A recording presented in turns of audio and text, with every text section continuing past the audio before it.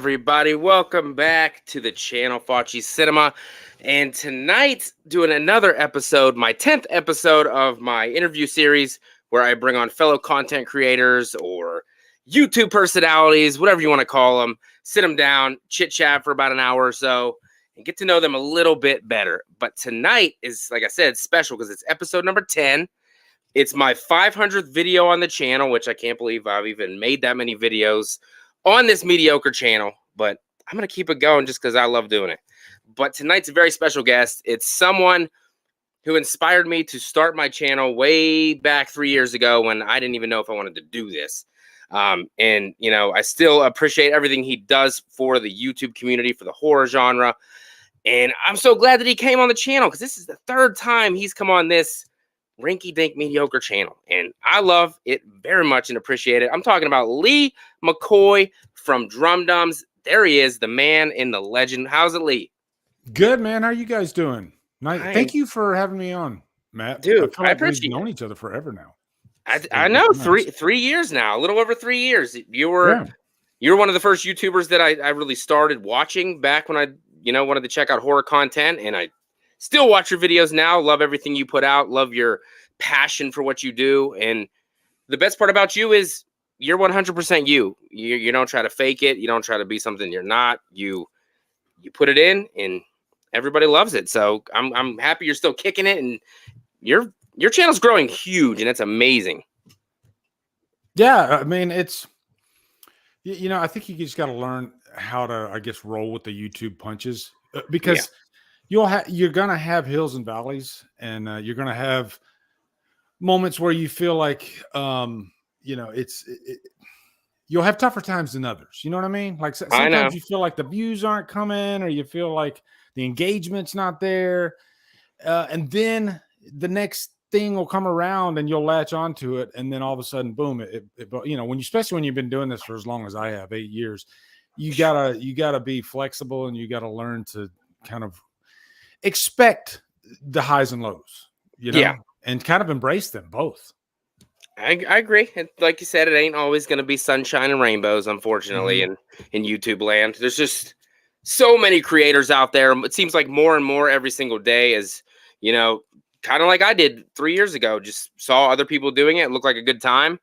Figured, why not just jump in and try it yourself? So that's kind of where I'm going to start tonight. And you said you've been around for 8 years, but what was it that made you want to jump into YouTube and start talking about movies? For the most part, horror, obviously, but what made you want to jump in? Okay, I'm going to answer that, but I got a question for you after. Okay. Okay. Man, the thing, YouTube was a very different landscape back when I started. It felt, I mean, maybe I'm wrong, but it felt smaller back then. Mm-hmm. And, if I trace it all the way back, I remember growing up as a kid, and I used to watch, like Siskel and Ebert, and anytime they would have these movie-related, especially like review type shows on TV, and they had this stuff back in the freaking 80s, and I was always kind of attracted to that, but it always felt like a goal that I could never reach. Mm-hmm. And then, one day, I discovered YouTube, and I noticed that there were people, like-minded people like me. And I said, hey, why, why not? Why can't I? And now there is this new platform, YouTube, that you can go on and make videos. All you need is, a lighting rig and a camera and a personality, maybe. Yep. And, and I just decided to dive in. And now I will tell people the first video I did, I literally quit in the middle of the video. I did, like, literally, I quit in the middle of the video. I almost had a panic attack, and it was for Predestination. All right. So if you look up my Predestination review, that's my first video I put on YouTube. And you can see the nerves there. Like, I am and I had a panic attack almost. And then in the middle of the review, I stopped and I said, what the hell are you doing? And I didn't realize how hard it is to talk in front of a camera. I'd never tried it before, really. Mm-hmm. And so after I gathered my composure, but I had literally walked out of the room. I can't do this. Fuck that. And then I stopped myself. And I think the only thing that saved me was that I didn't want to reset up all those lights and everything, because that's a little bit of a process. More importantly, I was just like, you know what? If you don't do this, you're gonna regret it. And you know what? Do it, finish it, and you might quit after 3 or 4 videos and say, "Hey, at least I climbed that hill, and at least I did it." So at least I have a little bit of dignity in myself.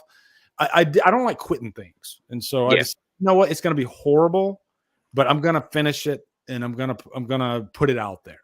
And when I put it out there, it didn't really gain any traction, which I didn't care. I just wanted to conquer that fear. But then I said, hey, I just got this new Halloween box set, because this is right around the time that the Halloween box set came out, and Producer's Cut was finally released. I was like, hey, I'll talk about this. And so one thing I found was that all these different video ideas would just kind of pop in my head, and I would just, I'd get behind the camera, and it got easier and easier as I went. So yeah, and I didn't know how long it was going to go, and I didn't think that I was just going to, like, I definitely didn't think 8 years from then I was still going to be doing it. But yeah, I mean, I guess that's the long answer. But my question for you, because I've known you since, I think, before you even started your first video, is there a lesson that you've learned from then to now that you didn't quite expect? Well, I definitely, obviously starting it, I mean, you want to, like you said, reach for the stars. You want it to blow up the minute you put that video out there for the first time. And really, realistically, I should have been like, there's no fucking way anybody's going to want to watch these videos right away. And it's true, because you're new and you don't know what you're doing. It's a learning process doing YouTube. So you learn as you go. And I just, taking the advice from fellow creators like I did when I started, from you and, Wham and whoever, use everything they give you to just make yourself better. But that's the key, right? That's the thing. I learned to be myself, not come on here and try to be something I'm not try to, try to agree with the people who watch just to make them happy, because a lot of people that watch this channel know that my takes are fucking, they're not what most people would go with. Okay. I don't follow the norm when it comes to liking specific movies, and I love it that way. I don't want to be just a typical, he likes every single movie. Oh, he never says anything bad about every movie. So I think just being yourself is the most important thing when doing YouTube for me personally. Like when I started, I had the paper in my hand because you called me out on it. When my first couple of reviews, you were like, are you holding a notebook? I was like, yeah. Don't do that. Don't do that. I was like, okay. I'd freaking write the notes and be like, Michael killed Laura, tried to kill Lori in this scene right here. And it's not, don't do that.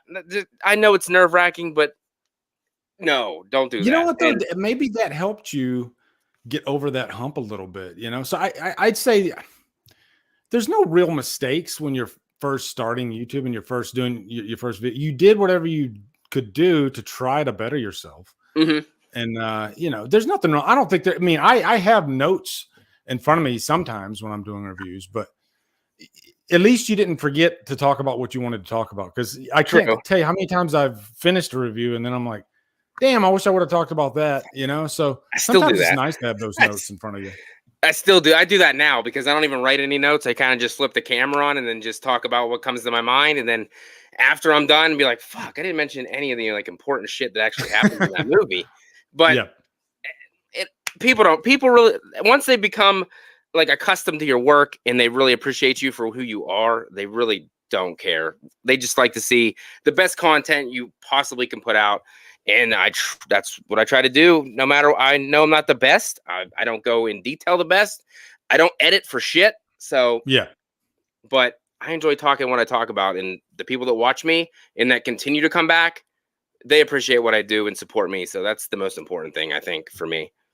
Well, I think your editing's great, actually. I barely put any. I think the last pre-recorded video I just put out a couple days ago was the first one I've done in a year. Yeah. I just don't. I really like the live shows. I like interacting and stuff. So, and when it comes to time, being being married and having Yeah, you 4 got the little kids. ones. Yeah, it's kind of hard for me to do. It's Editing and tough, stuff, man. so. Doing pre-recorded content, it's really tough, and you have to set aside a lot of space. And freaking life hits you right in the face when you're trying to Mhm. do all that stuff. And I think live streaming is more popular than ever now. Like live streaming wasn't that big when Yep. I first started. Now it's freaking massive, Everybody. man. Everybody loves to do it, and it's fun. I love doing live It streaming. is. The interaction with Yeah. the chat is like amazing. Comments are fine, but the chat is live. It's right there. I love it. It's instant. Speaking of that, Dave McCray, my man. What's Dave going McCray on, in buddy? the house. Thanks, buddy. You look great Always as good to Freddy, see by the Dave. way. Looked amazing. Can't wait to see Dylan's new nightmare for sure. Yeah, me too. Me too. Sledgehammer Horror, what's up, buddy? How are you, Ken? So obviously, I don't even know why I'm going to ask this question, but maybe you'll surprise me. What is your favorite horror franchise? I already know the answer, but I got to ask it anyway. I mean, the unpopular answer is Halloween, but Loser. Halloween is the franchise that really grabbed me. I think what it all comes down to is pretty much just the story. You can dress it up with all the bells and whistles and Michael Myers being this great slasher, but for me, it was more about that relationship between Myers and Loomis that they always had. And I think the thing that they got right with, especially like the first few movies, was not giving you too much at all about Myers. Yes. And I think Loomis was kind of that conduit. He was kind of like the voice of the audience.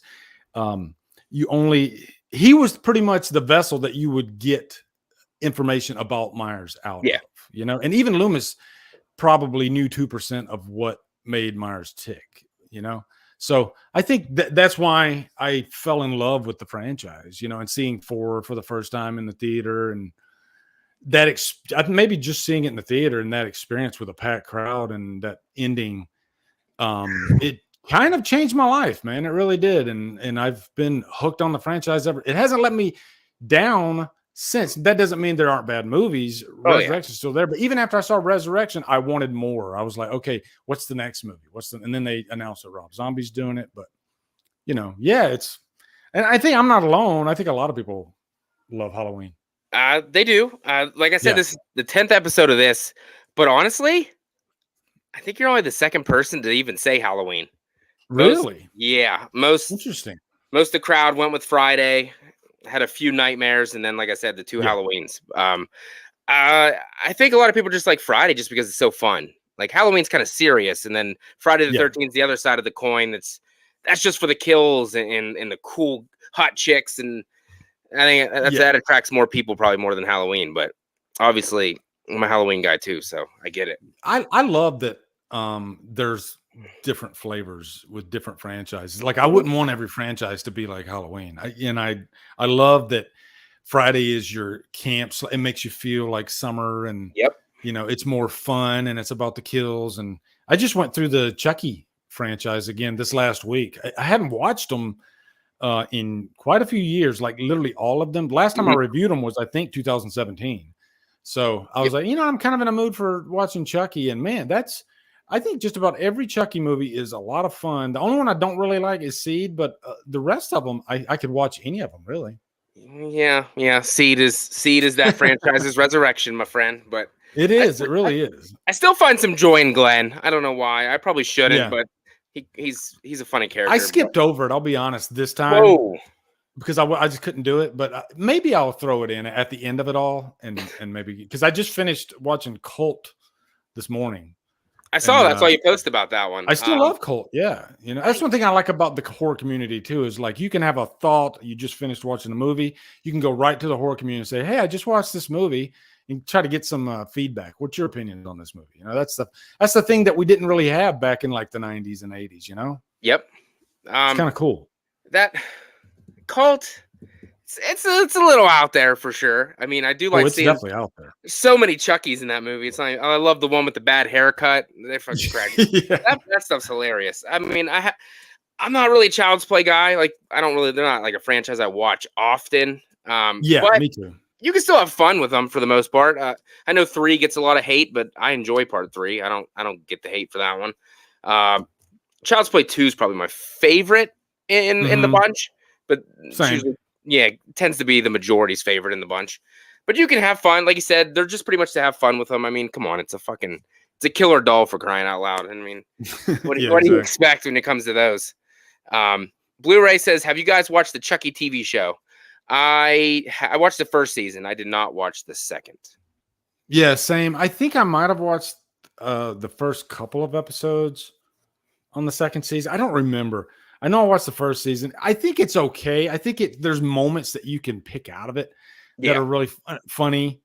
Brad Dourif's always great. You know, he steals every scene that he's in. But as far as like a good story, it's kind of like, yeah, I could watch the movies, you know, before I could watch the TV show. And this last week was kind of an affirmation of that. I enjoy the movies much more. Yeah, I agree. Well, like I said, watch the first season. I've only heard bad things about the second season, so I never even bothered to check it out. Maybe one day if I'm bored, I'll give it a watch. But what's a horror franchise for you that you think is underrated, doesn't get talked about enough, doesn't get enough love thrown its way?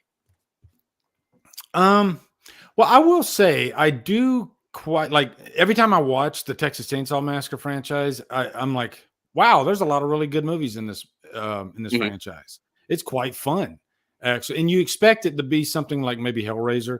Where Hellraiser, man, that's a tough franchise to get through. They're brutal. They're brutal to get through. And but yeah, Texas, they're still really fun. It's like the Southern fried horror movie, you know, with the crazy hillbillies. But I think not just they're good, but also I think there's a lot of variety in them. You know, they're like that's the one franchise that they're willing to take risks, you know, because there doesn't feel like any real continuity between anything. There's not. There's not. I think the remake and Texas Chainsaw the beginning are the only two that really feel like there's continuity. But oh yeah, they're like, okay, we did this, now let's try this one. And the latest one, which is a requel, good. It was good. It was really fun, and I think because of the social climate in these times, and you had a scene where they're kind of poking fun at that. It automatically causes the Moses divide, no matter what. And people, the weird thing about today is people will base their entire opinion on a movie on one simple thing that happens to be like a social trigger, like Evil Dead Rise. You know, Evil Dead Rise, if you, and not saying you should, but I'm saying if you took out the fact that there's a transgender person in the movie, which they don't really like. Yeah, they don't put it in a neon sign along the top of the movie. It's just a character. But I feel like if that person was just a normal person, then I think a lot more people or a certain audience would be more accepting of it. But you always have these types on the internet these days that they easily get triggered by things. And I'll even say, to be fair, both sides get triggered. You know, it's an interesting time to be a horror fan for sure. I watched Evil Dead Rise. The only reason I even knew about that was because I read it on the internet. If nobody would have said that, I wouldn't have even known that was even in the movie. But of course, it gets pointed out. Me neither. I didn't realize it until after I reviewed it and I saw it in the comments, and I was like, oh, okay.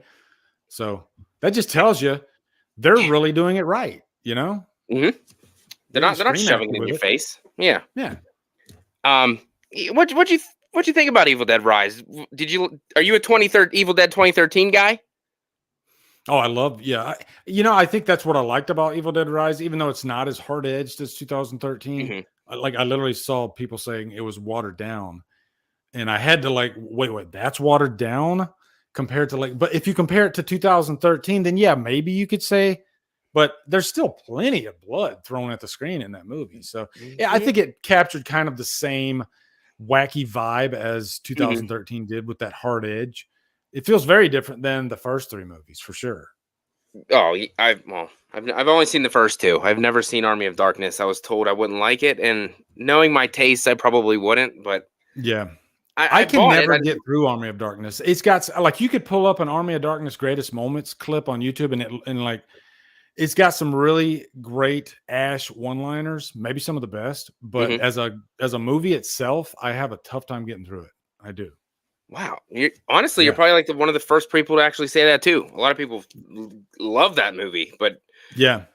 it's nice to hear the opposite side of that spectrum It for took me a sure. long time to come around to Evil Dead. Even funny enough, I'm wearing an Evil Dead shirt, but um, I was never like the biggest fanatic of that franchise. It's one Mhm. of those franchises where Ash is one of the coolest characters, Yeah. but it does go a little crazy, especially in Evil Dead 2. And I've seen people that hate Evil Dead 2, and I understand it because it's not your normal horror comedy.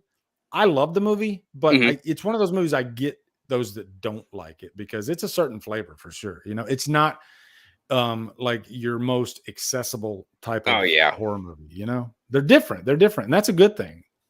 Yeah, those are the movies that I usually get criticized for. I'm not the biggest Yeah, fan. I think maybe it's because I came across them too late in life. I just honestly probably saw both of the first one and the second one probably about a year ago. So yeah, kind of watched it the first time. I was like, I can't really take this movie seriously. Obviously, the effects are, I don't know, the way they are in the 80s, I guess. And I just was like, after watching 2013, I was like, this one just does not work for me. But yeah. And I think that's maybe one of the things about the franchise is like there is something for everybody. mhm, Like there's probably a movie or two that you do like in that franchise, but the spectrum of I guess creativity in that yeah, franchise is just so wide. So, but luckily I like just about every movie except Army of Darkness. That's the one that I have the toughest time getting through. But um, I will say this about that franchise because I'm really into like Sam Raimi and the way he directs, and mhm, I think that's one of the franchises where the behind the scenes, if you go looking at that stuff, that's just as good and entertaining as the actual movies. I love watching those behind the scenes. Like there's a documentary on the first Evil Dead called One by One We Will Take You. And if you're into filmmaking and mhm, that the process, and I'll admit I'm still extremely terrified of making a movie, yeah. um, that documentary will kind of, I guess, ease your apprehension a little bit because you see that they were 20-year-old kids and out of college, and they're in Mhm. the woods and they figured it out, because at the end of the day you're pointing a camera at a subject and you just got Yeah, to figure out the scenes and put it all together, and together. then it's just what it is it's a freaking marathon. That's what making a film is. It's a Mhm. marathon from start to finish, and marathons are tough. Hell yeah, they are. Yeah, yeah. Sebastian says, "Is there any popular horror franchise that you still haven't given the time of day?" For me, it's Hellraiser. Um, trying to think. Well, I can say Leprechaun. I just it's one of those franchises. You could talk it up all day, and and you're probably right. I might have a good time, but I just not get myself to watch it. I don't know what it is. And what's funny is I have the DVD because I found it at Walmart for pretty cheap. Mhm. I think it's like all 7 movies. Yeah, I bought that too. I just cannot watch them. Yep. So I guess that's the one answer I got for franchises. I can't think of any. I did try. I will say I did try. Oh, Hatchet. I watched the first movie for Hatchet, and I watched like maybe half of the second, and I checked out. I couldn't do it Really? anymore. Yeah, and That act it's one of those. I know a lot of people love Hatchet. they Great do. kills, but for some reason, I don't know. I couldn't get. I'm very picky though with like Southern horror, even though I'm from Mississippi, which is weird. But I'm super picky with Southern horror for some reason. I don't know why. I, Like I that think act Texas Chainsaw Massacre is the only one that I can really like get into. that kind of surprises me. I know. I thought Yeah, you would it have surprises loved me. Hatchet. I'm shocked. They got Danielle Hmm. Harris in there. I thought you would have loved those movies. Yeah, I need to give them another chance because I actually have the horror pack. They actually sent the Blu-rays for I think all the movies at one time or another. So I mean, I've been meaning to give them another shot. I've watched them all. They're fine. I mean, you watch those Yeah, for the kills and the gore and the blood, and that's yeah. seen them, or you haven't even seen them all. What's that? The Hatchet movies? No, the Leprechauns. Oh, Leprechaun. No, I haven't seen a single one. Wow, Not a single one. And I I know mean, Jennifer Aniston's in the first one, but she no. is. She is. I mean, Yeah. That's fine. I have no room to talk when it comes to watching movies. So, Yeah. but of course, those are the ones that I've seen. And Well, I mean, we all have those movies that like, oh my God, you haven't seen that? Everybody's got that one or two movies or more that yeah, they're just, and it could be a generational thing too. You know, there's a lot of movies that I saw back in the 80s hmm that I could throw at, you know, any 20-year-old these days, and they probably haven't seen it. Like, you know, maybe even like freaking, you know, like Teen Wolf, stuff like that. Woo! Back in the day, everybody saw movies like that, Back to the Future, but you will find young people these days that haven't seen Back to the Future, you know? That's, So, they're missing out. Teen Wolf and Back to oh the yeah, yeah, Future is amazing. they are. Um, I think Back to the Future is the one though. It's the one movie that you cannot remake. You know, you just can't do it. That's what I asked Garrett from Born to Be Rad. I asked him whenever he was on. I said, Yeah. "What would you be down for a remake of Back to the Future?" And I thought he would have said no, but he actually went yes. He said it would be very interesting to see what it would be like for kids today to go back to like, I don't know, what, 1990 or whatever, without the cell phones and without the internet and what we have. It would be really cool to see. That's the angle to go with, I think. You know, you got to make it for modern audiences, and it could work. But man, it seems like, and I'm not talking about original content. I'm talking about remakes and sequels. More times than not, they just like fall on their face these days, especially with non-horror content.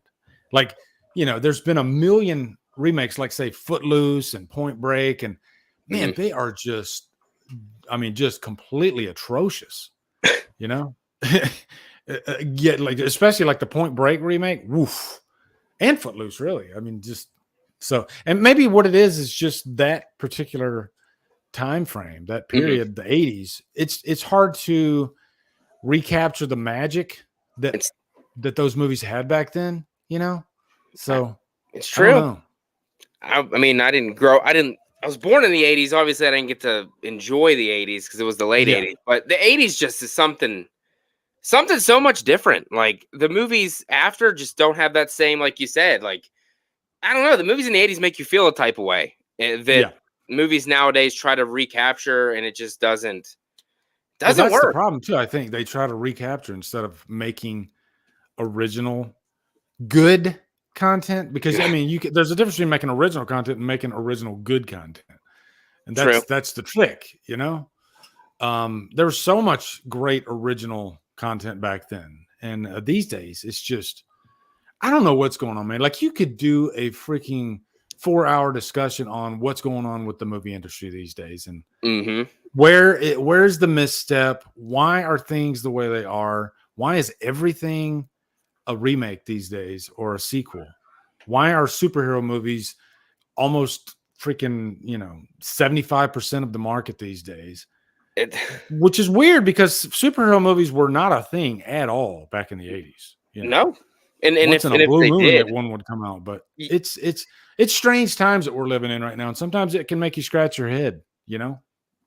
Man, it was like it just seems, I mean, I think Mission Impossible, I was reading something about that, the newest one. It said the box office numbers were nowhere near what they thought they would be. No. It's like nothing is hitting right now. No matter superhero movies, action movies, it doesn't matter. It's just not hitting right now, and I don't know how they're going to fix it or what they're going to do to fix it, but it's not. Well, I also think it's a rhythmic type thing when you have flop after flop after flop, and then all of a sudden this good movie comes out. Because Mission Impossible, the latest one's really, really good. But I think it's just one of those things like, no, I'm not going to take that chance because everything has been flopping. Whereas if everything was great and a hit, then maybe more people would go to the theater. You know, it's repetition, but nobody's going to the theater. So they're like, I'll just wait and see what people say. You know? Yeah, like superhero movies were making bank all before, and now they're still making money, but they're nowhere near what they were. No. Like after Endgame, it's kind of just like, meh. I think people got fatigued and don't really care too much about that anymore. Yeah, I think everything's like a movement these days too. Like, even it doesn't matter if the movie's good or not. People just want to support their side. You know, like there's a whole crop of YouTube channels now that focus on nothing but negativity and hate. Yeah, and maybe that, because I'm sure a lot of these like elephant in the room, Disney. Okay.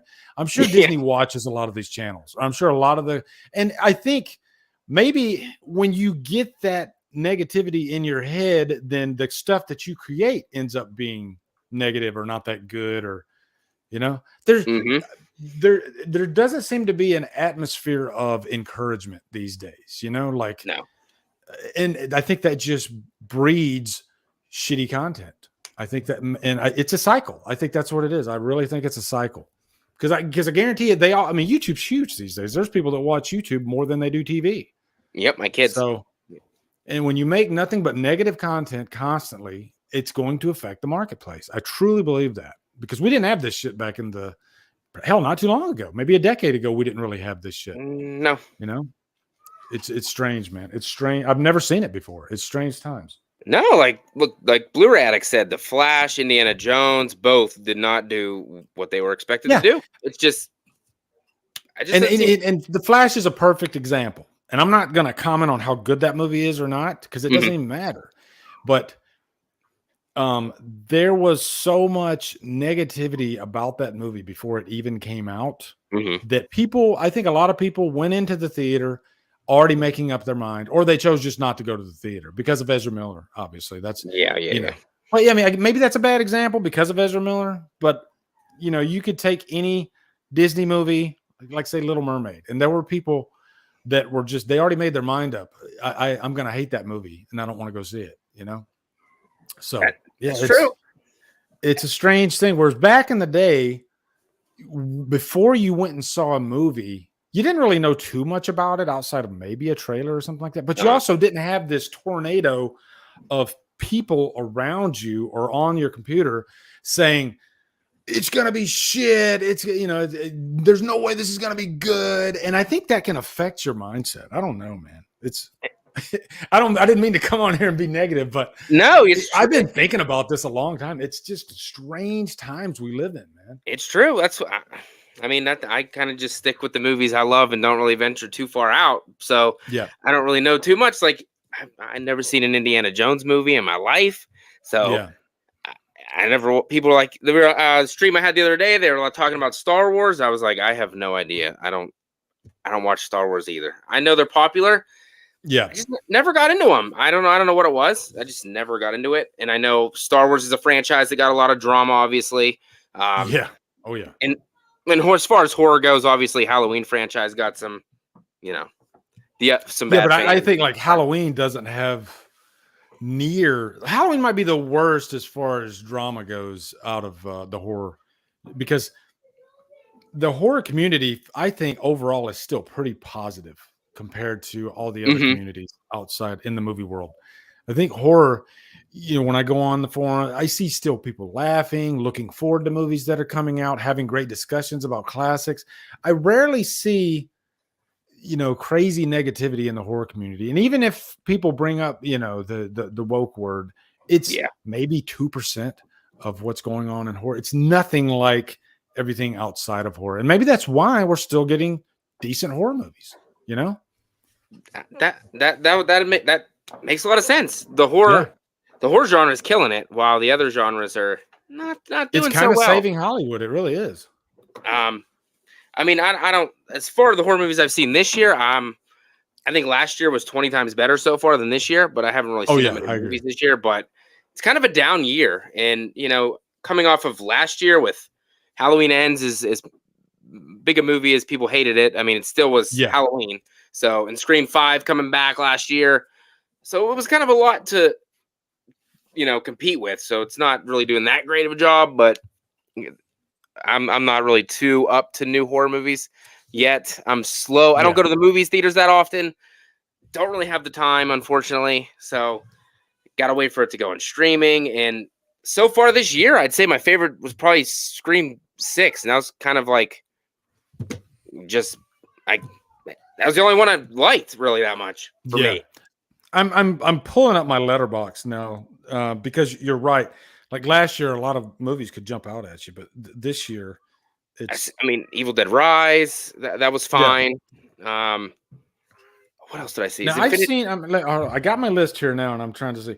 I got Evil Dead Rise is probably my favorite horror movie of this year so far. I really enjoy, like, Renfield was really good. Oh, yeah. Renfield was really good. Sick. I really enjoyed Sick. That was at the beginning of the year. I've seen that one. And Yep.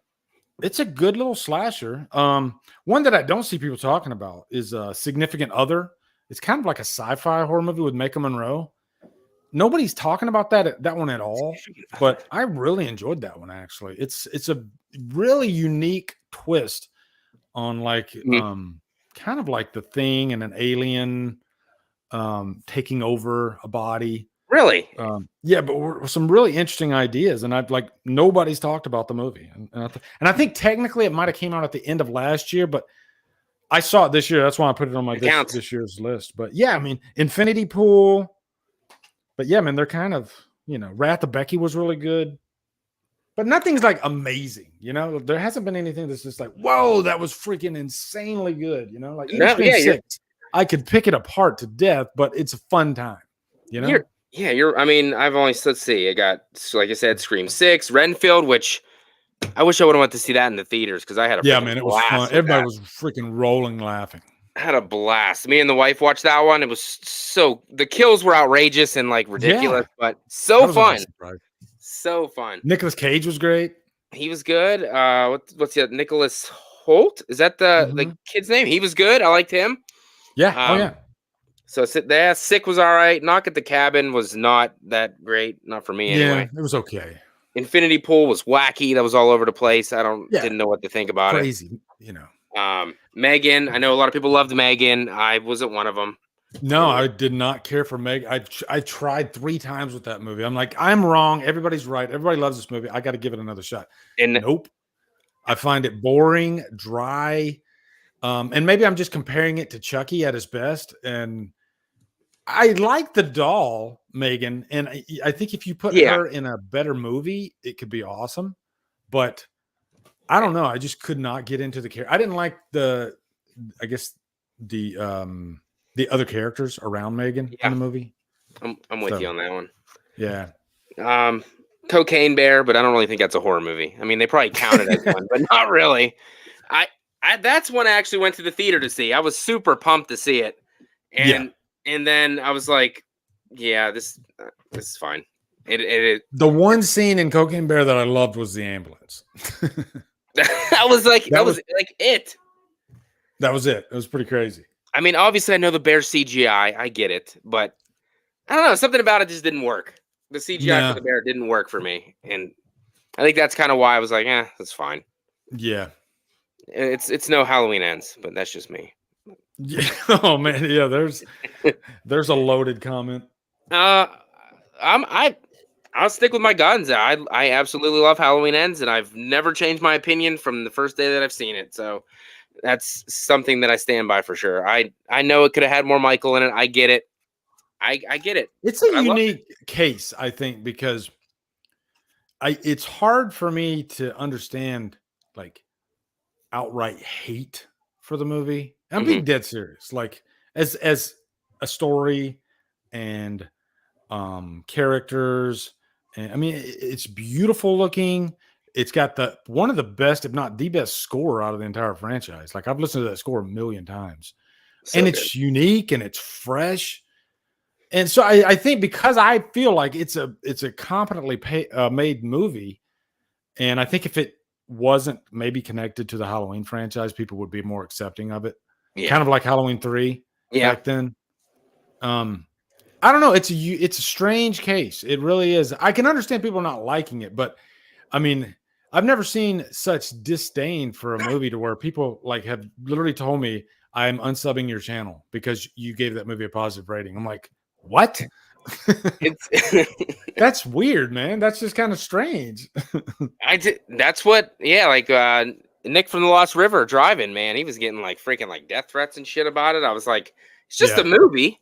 It's just a movie. Yeah, people take it, but that's just, I guess, a testament to the franchise itself. Yeah, and some people, man, they take Halloween so seriously. But I like on one of my recent live streams, somebody was kind of putting me at the test, and they were basically saying, no real fan of the franchise could possibly like Halloween Ends, and I'm like, well, if I'm your case, I love that. And then he was like, well, nobody that loves Michael Myers could love Halloween. And it's like, well, I'll probably be buried in a Michael Myers t-shirt. I love the guy to death, but I have an open mind.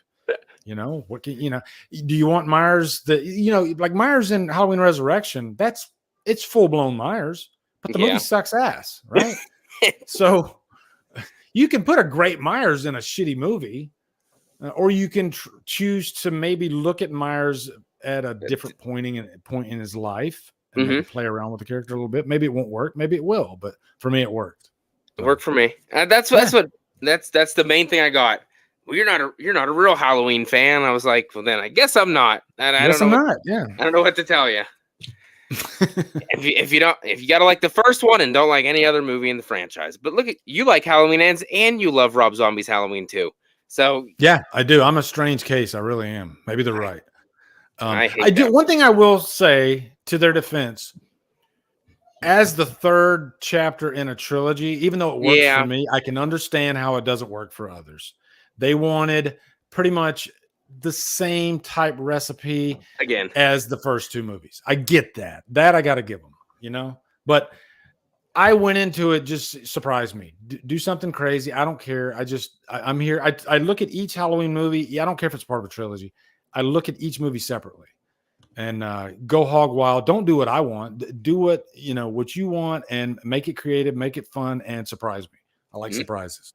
So I agree. Where do you think the Halloween franchise should go now? A lot of people say it needs the rest, needs to take a back seat to some other franchises.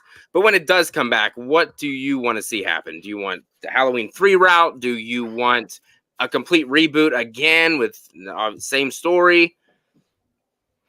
I go back and forth on this, actually, if I'm being honest, because sometimes there'll be weeks I'm like, let's get a TV show going. But then I look and see like what they're doing with Marvel and what they're doing with Star. It's sometimes too much. And with all these television series and whatnot, sometimes a little bit too much. It's not a good thing. So, but I guess it would be just like one series. So sometimes I get curious about a TV series. What could that be? If they weren't, even if it was like a Michael Myers TV series, that could be interesting. But I think ultimately I would prefer another cinematic feature. As far as where I would want them to go, man, that's a tough one. I don't think I want the old formula with Laurie Strode, and no, I think I would want some like fresh meat, I guess you could call it. Michael Myers, I'll always love that character, so I wouldn't mind a young Myers coming back. Maybe it doesn't have to be like an origin story. It could be him like 5 years into his killing spree or whatever. I'm fine with that. But yeah, I don't know. It's a tough answer to give, to be honest. What about you? Honestly, I'm in the camp where just give me more Myers. I really don't care what you do. Just make it good. Just get Myers right is the most important part of all of this, because we've had Halloween movies with obviously shitty Michael Myers in them, and it makes all the difference. It really does. You got to get the mask right. You got to get the performance right. And I think if they can nail that, I'm down for whatever. I think the dude who played Myers in the flashback, Aaron Armstrong, I think. Yeah, I think so. I mean, get him back. Maybe He's good. Do a period, like go back to the 80s and have him be Myers from there, like you said, after the Laurie Strode thing, but not focusing on the Laurie Strode thing would be probably the best way to go, because I don't really think any Halloween fan really wants Laurie Strode back again and to go through that repetition for the 56th time and pull an Indiana Jones and bring back Jamie Lee Curtis, but de-age her to be 35 years old in the 80s. So don't do that. Don't do that. It didn't really work in Indiana Jones. That's what I heard. Well, because you could tell that wasn't his body, because Harrison Ford has a very unique posture, especially in the Indiana Jones movies. So it's tough for an actor to recapture that. But as far as Halloween though, I mean, I'm definitely looking forward to more. I mean, there's sometimes like, damn, I miss Halloween. Even this year, because remember the last freaking 5 years, we've been spoiled as Halloween fans, man. It's been even between the movies and all the updates, and it was an exciting time to be alive, you know. And now we're like clinging to every bit of Scream news we can get. Literally, no matter what it is. Yeah. And as of right now, there's none, right? There's no Scream Which news. is crazy because Scream 6 was a big hit, you know? So, yeah, they didn't even technically confirm Scream 7, if I'm not mistaken. It's not confirmed I don't think yet. so. Yeah, So, I think they're probably missing the boat on that one if they don't. They were making a boatload of money and they were getting good ratings, so they probably shouldn't, you know, leave it hanging. I mean, this could be Scream 1, 2, and 3 all over again, because remember, 2 came out the year after 1, just like this. And then Scream 3, I think they waited 3 or 4 years. Yeah. Yep. And this is going to be the same case at this rate, because nothing's like, we're not even now in production yet, I don't think. So it's probably going to be the same thing. And that's going to, Scream 3, when it came out, I remember it felt like, does everybody even want this? Because Scream 2 felt like so long ago by the time I remember seeing it in the theater. And Scream 2 is like, damn, Scream 2 feels like it came out forever ago. You know, that's how important timing is, especially with a trilogy. Yeah. You know, a trilogy, I think David Gordon Green, at least he stuck to his guns and got everything within a 5-year period. You know. Yeah, and people hated it, but whatever. The more they hate the trilogy, the more that I can have it to myself then, because I enjoy. Yeah. Well, you know, sometimes I wondered though, like what the original idea for Halloween was, because it probably wasn't what we ended up getting. No. I think COVID probably factored in a little bit, and then timing, and I don't know. So that kind of sucks though, because that'd be so interesting to see how it went the original way it was supposed to. Like how. Yeah, because he had more time to kind of, I guess, get more creative and think about different ideas. Whereas when you're under the gun and the clock's ticking, you gotta do it. You're usually going to go with your first instinct, you know? So I don't know. Who knows? We might not have gotten anything like Ends had we not been in COVID. I'm gonna say probably not. I bet you Corey Cunningham probably didn't even exist in the one that they were gonna do. Which I'm fine either way. I mean, I enjoyed it, so glad we got what we got. It's always nice to see Halloween on the big screen. Like you said, we got spoiled, and now we got nothing. So it'll be back, though. It'll be back, I'm sure. We're still waiting on Friday. Like there's like. I know there's supposed to be a TV series coming out on A24, but we haven't heard any updates. No, I think next year. I think they said 2024. I'm not an A24 guy, so I'm not really looking. Cautiously optimistic what they're gonna do. Yeah, I think I do like A24 just because of. I think people take A24 more seriously. I maybe like a little highbrow. A lot of those movies are pretty highbrow too. So when you mix that with Friday, I am curious. Like, what does that mean? Are they going to maybe try something different with the friend? I don't know. I'm curious. I'll admit when it was announced that it was A24, I was even more curious. I don't know. I know they're going the prequel route, but they said Jason will be there at some point, so I'll be watching episode 1 to see when he's going to show up. Christian, speaking of the devil, says ask him about his favorite bands. It was funny. I just sent Christian. Me and Christian will send each other bands back and forth all the time, and like I sent him like a Lillian Axe song today from there was this period after. Or right around the same time Nirvana, Nevermind, came out. And we always like to dismiss every band that came out after Nevermind. But in reality, there were some really great albums that still came out after Nevermind that I was listening to. And when Nevermind came out, I had just joined the Air Force. Mm-hmm. And, huge music fan in general. And, and at that time, I was buying CDs like every week. And, I was always curious about what new was coming out, but you had bands like Lillian Axe and hell, even Skid Row released like Subhuman Race I think 3 or 4 years after, and that's a phenomenal album. But I like all different types of music, and Tool's my favorite band for sure. I became obsessed with Tool pretty much from pretty much so of their Undertow album, and then I went back and listened to like their EP that came out before that. But yeah, I mean, I in the '80s I listened to hair metal. I guess I'm a music fan of the times because I can usually grasp onto something that's current, but I can still kind of hold on to the past. I still listen to a lot of bands that I listened to in the '80s, like like Stryper, Dokken, Motley Crue. I use like the earlier stuff. One thing they don't talk about, and I'm just kind of spitballing here, but Metallica is the one band that nobody talks about. They were unscathed when Nirvana came out. They even got bigger when Nirvana came out. And maybe they're not hair metal, obviously, but I think that brand of metal, thrash metal, like Megadeth actually got bigger when Nirvana came out. But like, I don't hear people like talk about that at all. They just kind of focus on rock was dead and grunge was the only thing, which I don't think it was 100% the case. So I don't know. What's your favorite type of music? I'm gonna have you guess. I want to hear, because everyone thinks that I'm a hip hop guy. They call me Vanilla Ice. I used to be hip hop, not anymore. I don't understand it. Country? Yes. Yeah. Which is very country. People, they just assume that I don't like it. I don't know what it is. I never used to.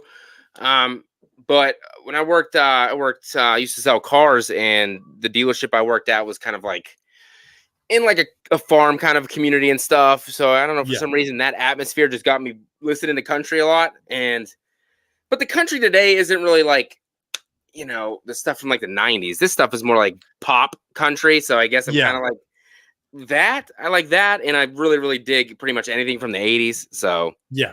I was actually going to mention 90s country, because country definitely had a big heyday in the 90s, especially with Garth Brooks when he first came out. I mean, Garth Brooks had 2 albums in the Billboard Top 10, not just country, the entire like Billboard Top 10. Garth Brooks had 2 albums in there at I think number 1 and number 2 with Rope in the Wind, and then he had the album before that, No Fences. And that rarely ever happens. I mean, he was a freaking juggernaut. And I think Garth Brooks might be a big reason why country went a little more mainstream. I think he's like kind of the roots of today's like pop country, even though it's hard to say Garth Brooks is like pop country, but there was maybe a little bit like, maybe there weren't pop sensibilities, but you had people that didn't even listen to country at all listening to Garth Brooks. So maybe he was kind of the seed that started all that. I don't know. But yeah, you had like Garth Brooks, you had freaking Clint Black, you had Tracy Lawrence, you had Travis Tritt, and I was listening to all that back then. And I wouldn't consider myself a country being my number one, but it was undeniable in the 90s. There was a lot of good stuff coming out, and it was still country. It was just, I think it was maybe more accessible to people that didn't like country as much. I went through, honestly, probably like every single phase growing up of music that I could. I mean, went through like the punk rock stage, had like the chain wallets and shit, did that, wore the big Jinko jeans, then got to high school and then got into rap and wear big ass t-shirts and flat brim hats. Well, I take it you're more accepting to change, right? Like some people, they're just stuck in a certain time period. And they only want to listen and watch stuff from a certain time period. And there's nothing wrong with that, but some people are just like that. No, I'll listen. If it's good music, it's good music, no matter what genre it is. So whatever Alexa plays when I ask her to play some music, if it's good, I don't care what it is, I'm gonna keep it on. So I'll definitely change when it comes to movies. For me, that's a little bit of a different story. I don't venture too far out of my comfort zone with what I like. I've been trying recently. Christian's been throwing me some suggestions, so I've been checking out some movies that he's suggested. I've never seen any of the Paranormal Activity movies, so I checked out the first one. I never saw any of the Insidious movies. Just watched the first one. Franchise. It's just tough for me to get into the Insidious movies. Maybe that's just because I think 3 and 4 are both like a prequel to 1 and 2, so that just kind of throws you off. And maybe they're just a little bit too wild. I don't know. There's something awful about them, but I hated the last one. That's what I heard, but I was trying to watch at least the first one and the second one, and then see where I go from there. Like, Conjuring movies, I just watched those for the first time a year ago.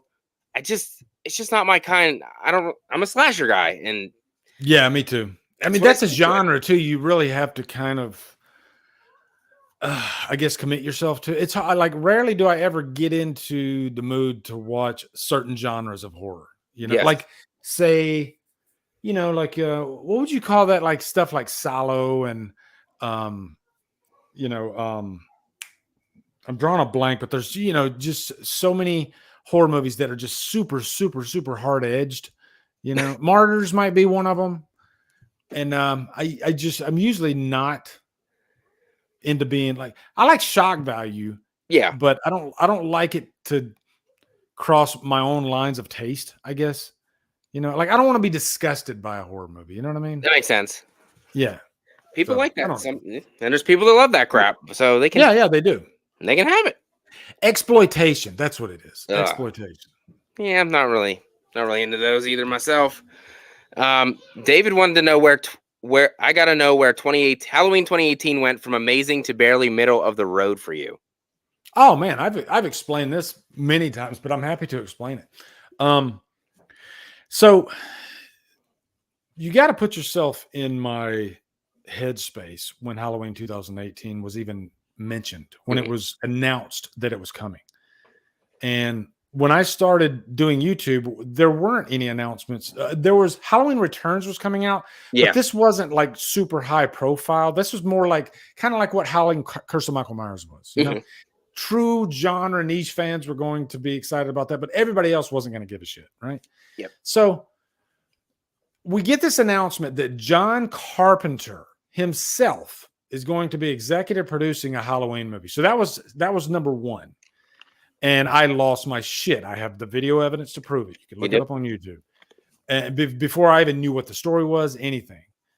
And I was like, my God, am I living in a time where John Carpenter is actually coming back to the Halloween franchise? And then, you know, I think it was just a hoopla. Everybody was so excited about Halloween 2018. Yep. This was big. And for me, going to see a Halloween movie in the theater, it's like Star Wars is to some people. You know, it's the number one. It's like the greatest experience. It's like Christmas for me. It is. So the night, you know, opening night, when I went and seen Halloween 2018 in the theater, you could not really take my opinion seriously because I was I remember my hands were literally shaking. I'm not fucking around with you. I was literally like that, you know, it's stupid, right? It's silly, but that's what Michael Myers does to me. And so they could have freaking done anything in that movie and I would have just been like freaking out. And there was some good stuff in Halloween 2018. You know, I think they hit on a lot of those chill bump moments. Yeah, they did. You know, Myers was freaking amazing. They nailed the mask. They nailed James Jude Courtney playing Myers. I mean, arguably as good as, if not better than Nick Castle. I agree. So there were some things lined up in that movie that really, you know, made me just gaga for it after. So then after it came out and I watched it through it 2 or 3 or 4 times more, I've watched it quite a few times actually. There's still some great things in it, but now I understand, you know, even though I love Sartain as a character, I do love that character, the idea of him. I wish he would have lived and I wish they would have explored more of him as kind of being the anti-Loomis, but I think the handling of him was one of the big factors that kind of threw me off on the movie. So my rating, here's the thing too, because people took it, my ranking went from number 2 to number 7. But the thing you got to remember is, at least for my Halloween ranking, the only movie I absolutely don't like is Resurrection. And maybe Rob Zombie's Halloween. I don't really care. But every other movie out of that, the numerical rating of those movies is so damn close. So damn close. Like you could say like Halloween 2 might be at a 7.2 out of 10 rating. And then you could say like Halloween 3 could be a 7.3. It's that close. For me. So that's why Halloween 2018 dropped like it did. But really, it dropped from maybe like an 8 out of 10 to like a 7 out of 10. That's really what it dropped to.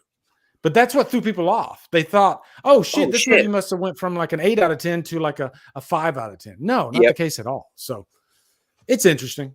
I'm right there with you though. I mean, I got some major shit for that though.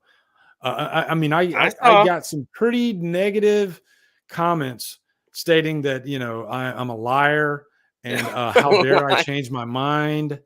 And I'm not gonna lie, it hurt. I was just like, wow, let's put it this way. If you didn't have a YouTube platform Mm-hmm. and you were a Halloween fanatic, all you had was like, your friends that you went to Halloween with. Hey, you know what? My opinion on Halloween 2018, it's not really, there'd be no fuss, right? Nobody would give a shit. But when you have an audience, like at the time, I think I had probably like 25,000 subscribers. And you tell all 25,000 of them, okay, guys, this movie went from 2 to 7. Some of them are going to get kind of angry. Some of them are they're going to get really, really upset. And I get that. I understand that. But so I had to go and like really, really fine tooth comb explain myself, which you shouldn't have to do. But that's just what. But my biggest thing is I always tell myself, be 100% honest with your audience. But keep in mind, sometimes your honesty isn't going to get you the highest praise. Sometimes the truth will piss people off. And you have to face that. You got to face that firing squad sometimes, I say. And I've always done that. I've always, they're not going to be happy with this, but I'm going to tell them. And I'm going to stand by it. That's just the way I am. I'm with you. No regrets, but it was just an interesting time. I'll tell you that. 2018 came out. Spur of the moment, I bumped that up to number 1. I had that ahead of the original. So, and people were like, "You're an idiot." I was like, Maybe it was definitely like you said, spur of the moment. You just saw it. You're fired up. You're pumped. You saw him on the big screen again. They did him justice, and you're like, what? It's better than the original. And then you watch it again. I'm like, no.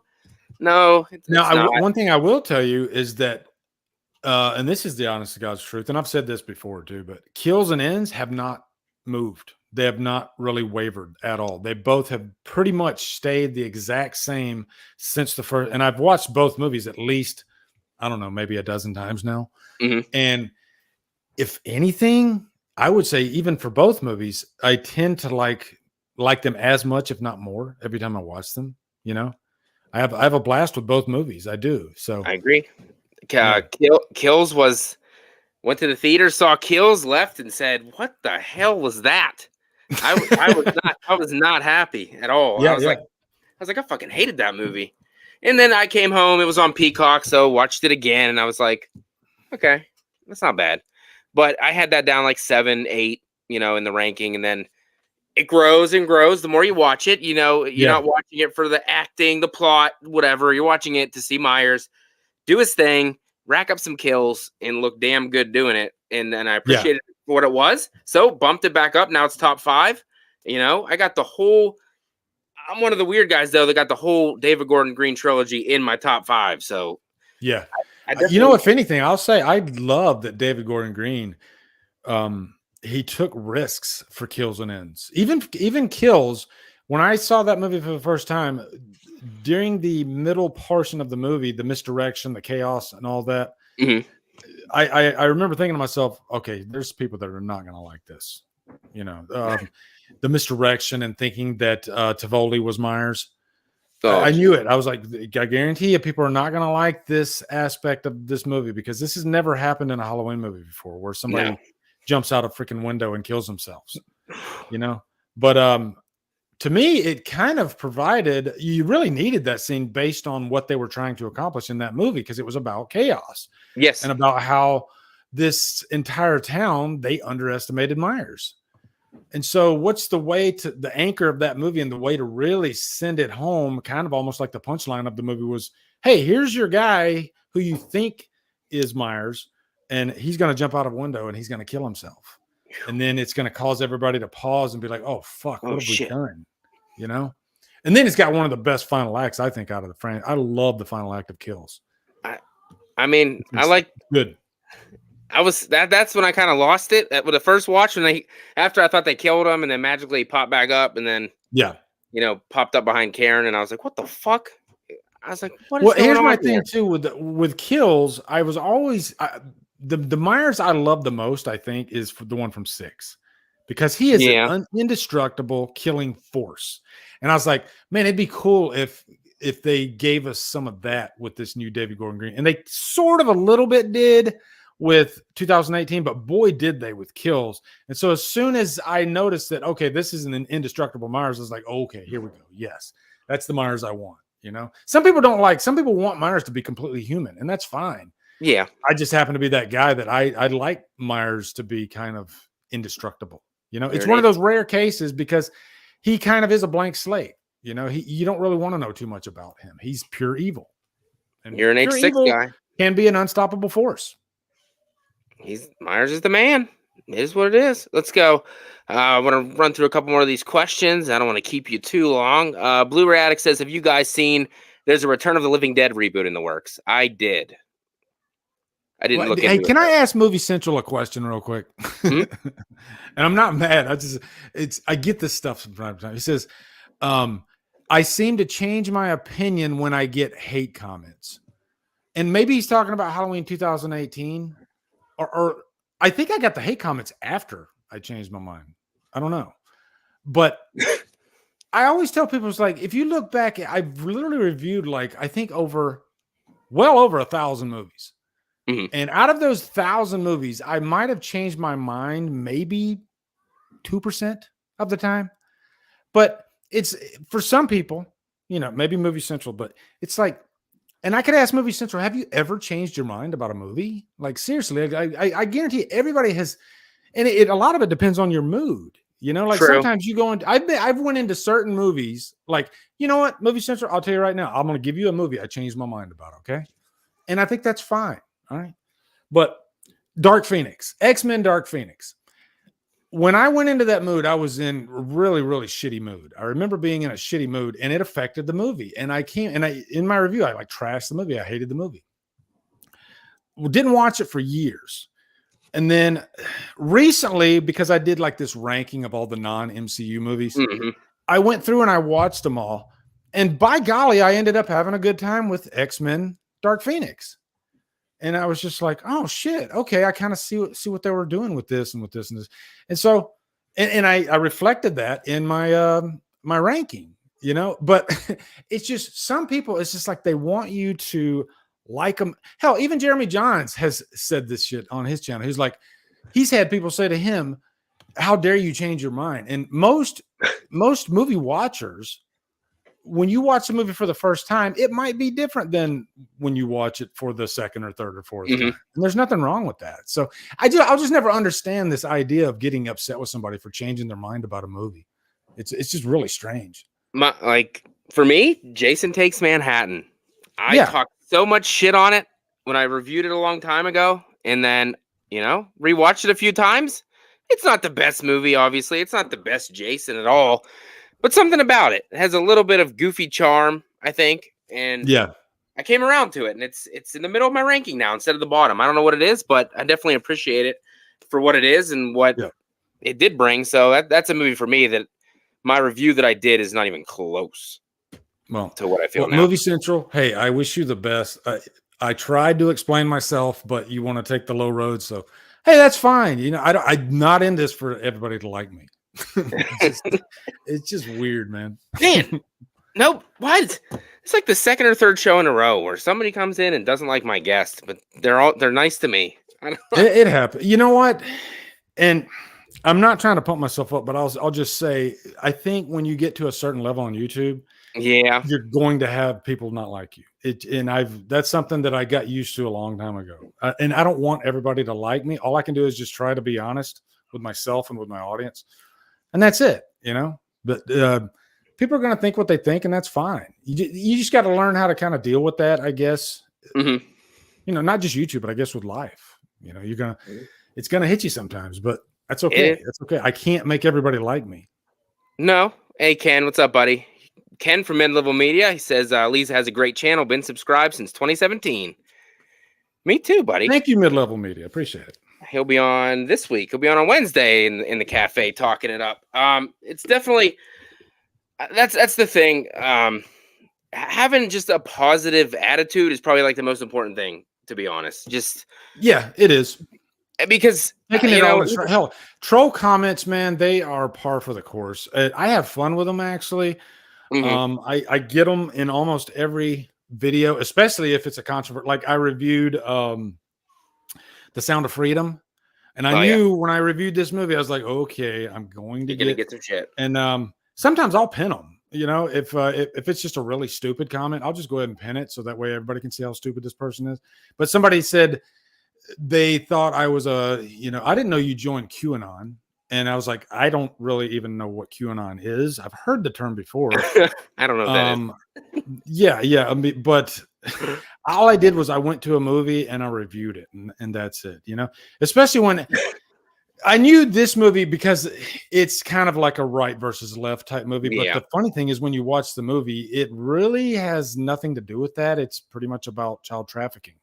You know, it's straightforward about child trafficking. That's it. It doesn't try to get you to take one side or the other. As far as like politics go, it's not that type of movie. So when I left the movie, I was like, wow, I need to talk about this. So I decided to do a review because I couldn't believe that people were this up in arms about this movie, you know? So, but sure enough, I got a few comments in there and somebody said because I even liked the movie, I was QAnon, which is really strange.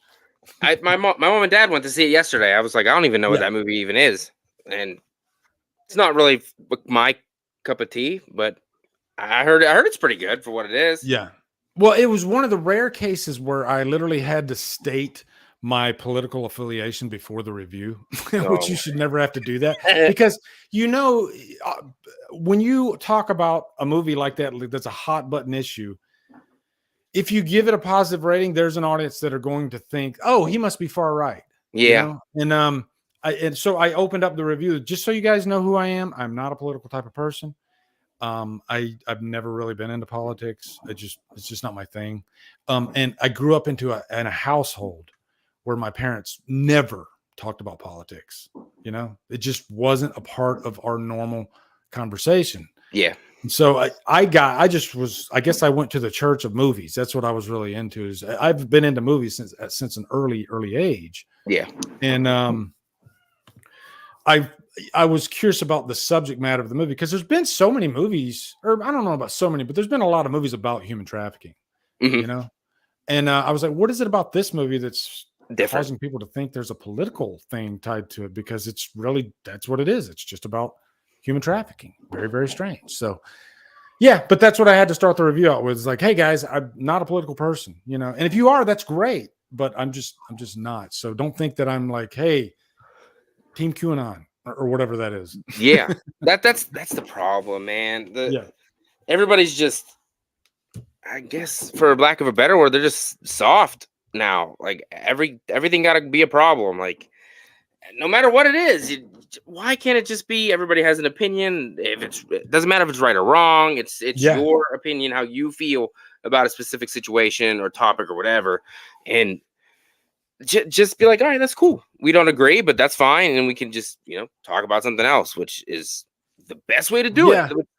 I think there's some misunderstanding too with, any reviewer, I guess, on a movie is, I think some people might think that the reviewer is trying to convince you that they're right and that the movie is good or bad, when that is never my intention. I'm never doing a review to try to convince you that the movie's good. All I can do is tell you how it made me feel. That's it. I talk about, because we're all different. We all have different brains, different thoughts, different backgrounds. And that's one thing I love about movies is it's kind of an emotional medium. And so one movie is going to affect one person much differently than another person. And I love that about, I'd hate it if everybody had the same exact thought about any given movie. That's kind of weird and boring to me. Yeah. So which I like that we can, and plus it opens up a good discussion, a debate, and at the end of the day, that's kind of what we're trying to do on YouTube, right? We're trying to get a discussion going like we're doing right now. Exactly. See, Jason says, honestly, what makes you likable, being on the same train sucks. See? Exactly. I mean, couldn't have said it better, Jason. Of course, there's going to be some movies, obviously, that we like the same. Obviously, Halloween 78, you love it. I love it. A lot of other people love it. And funny enough, that is the one movie in the franchise that I don't really want to talk about anymore, because what else can you say about Halloween 78? You know, nothing, really nothing. And I've talked about it, you know, nonstop. Like I feel like I've talked about it to death. And there's just not much more that I guess can be said, unless it's like a personal, like one time I shared about like when I watched it with my grandmother, which was a weird experience. But yeah, other than that, though, I mean, we all know the auteur that John Carpenter is, and how, you know, his art of simplicity and putting that movie together. And you know, I think it's a movie that should be, if it isn't studied by, you know, colleges, as far as like making a simple, you know, because I think there's nothing more simple than Halloween. You know exactly what that movie is, but for some reason it just works beautifully. So well. Yeah. And with a low budget, and you know, and well, the soundtrack's fantastic, so that helps it in a million ways. But like you said, it's a movie we love, but there's nothing else to say, so it's kind of like, I'm not going to talk about Halloween again. Yeah. But I think one of the biggest lessons I've learned from it is it seems like more times than not, and this depends on the required budget of any film. Like a sci-fi film is going to need a bigger budget than something like Halloween. But if you're staying in that lane, oftentimes when they throw too much money at a movie, it ends up being a bad thing, you know? Because I think you're more creative when you have less of a budget to work with. Yeah. So maybe you're going to go with your first instinct, or maybe your cheaper instinct. But more times than not, people get more creative, I think, when they have a lower budget. It worked, and it's one of the best horror movies ever made. So just well, I guess, hold on, in my personal opinion, of course. Got to put that out there, because people will be mad. Definitely. People will be mad. But yeah, man, I appreciate you coming on tonight. I don't want to keep you for too much longer, because you've already been probably the longest guest I've ever had on here. So yeah, thank you, man. Congratulations for that. But yeah, because if not, we're gonna freaking talk forever, because we got a lot to talk about. And I know you got stuff to do, and I got stuff to do too, because my kids are being loud upstairs. But I can't thank you enough for coming on and for inspiring me, you know, 3+ years ago to even give this a go and do this YouTube thing, because without watching your videos way back when, I wouldn't probably even be doing this, because you encouraged me to give it a shot, you know, and I did, and, you know, reviewed Halloween. You did, man. And it wasn't the best, obviously, but I loved it, and thought about quitting a bunch of times, you know, really did. But the community's too good, and I enjoy the interaction too much. Even the trolls, the few trolls that I ever do get, I enjoy that little banter back and forth too. I like it. It's fun. And I'm just glad that I met you, and glad that, you know, we still talk time to time. And when, you know, you were a bigger YouTube channel and I was just a little baby one, and you still gave me the time of day. So that always does mean a lot to me, for sure. And I do appreciate you for that very much. No, man, no problem at all. And I don't really look at the size of a channel to decide if I want to do, you know, a collab or anything like that. I just look at the quality of the person. I don't want to sound like Martin Luther King, but but no, I'm just being dead serious. Yeah, I mean, you've always been a good friend, and it's fun chatting it up with you. And yeah, thank you for having me on, man. I'll come on anytime. I enjoy talking with you and your audience. I appreciate it, man. I really do. Like I said, this was episode 10 and my 500th video on YouTube ever, so it was perfect. I was going to do another video before this one, but I was like, nah, that'll mess it up, so I'll let him be number 500. So, yeah. So I kept it out. So thank you very much. Yeah. Thanks, everybody who hung out tonight. We really, really do appreciate it. Like I said, you guys are the reason that no matter how many of you are here, you're the reason I keep doing what I do and popping on here and having a good time. So thank you guys very much. Thanks, Lee, for joining. And I'll be back on Wednesday with Ken from Mid-Level Media, talking the same shit to him. So love you guys. Have a good night, everybody. Thanks, Lee, again. And I'll see you guys in the next one. Have a good night, everybody. Thanks, everybody.